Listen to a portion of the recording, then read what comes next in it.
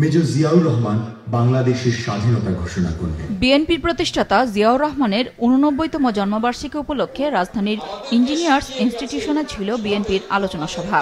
সেখানে দুপুরের পর থেকে জড়ো হতে থাকেন নেতাকর্মীরা।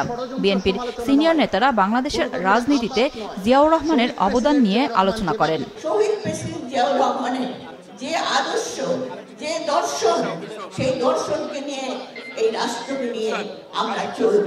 স্থায়ী কমিটির সদস্যদের বক্তব্যে উঠে আসে সাম্প্রতিক রাজনৈতিক পরিস্থিতির কথা।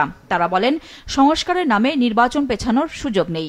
সীমান্তে চলমান উত্তেজনা প্রসঙ্গেও কথা বলেন কেউ কেউ। সীমান্তে গন্ডগোল শুরু হয়ে গিয়েছে, ওখান থেকে সীমান্তরক্ষী বাহিনীর সহায়তা নিয়ে ভারতীয় নাগরিকরা আমার দেশে গাছ কেটে নিয়ে যায়, ফসল কেটে নিয়ে যায়।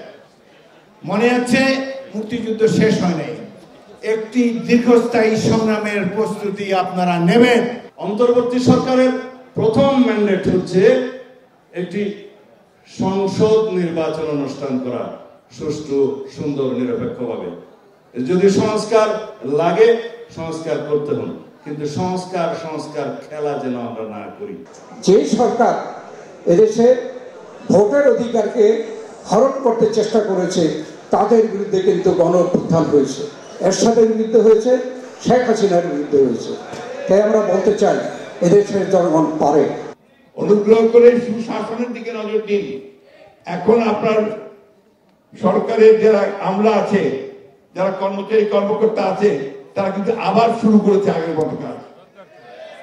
দুর্নীতি শুরু হয়ে গেছে। দয়া করে এই দুর্নীতি যেন না হয় সেই দিকে আপনারা লক্ষ্য দিন। আলোচনায় ভার্চুয়ালি যুক্ত হয়ে প্রধান অতিথির বক্তব্যে তারেক রহমান দলে অনুপ্রবেশকারীদের বিষয়ে সাবধান করেন নেতাকর্মীদের। নির্দেশ দেন জনগণের পাশে থাকতে। আমরা কি এতগুলো বাংলাদেশ জাতীয়তাবাদী দলের নেতাকর্মীরা যারা অত্যাচার নির্যাতন সহ্য করেছে, এই যে ৬০ লক্ষ মানুষ বা তারও বেশি সংখ্যক মানুষ, আমরা কি ওই মোটরসাইকেল বহরের যারা, তাদেরকে সুবিধা দেওয়ার জন্য এই অত্যাচার নির্যাতন সহ্য করেছি?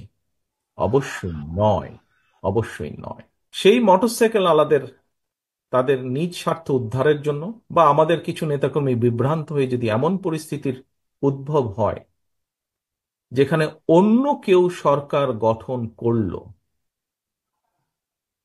তাহলে কি আপনি মনে করেন আপনি খুব ভালো থাকতে পারবেন?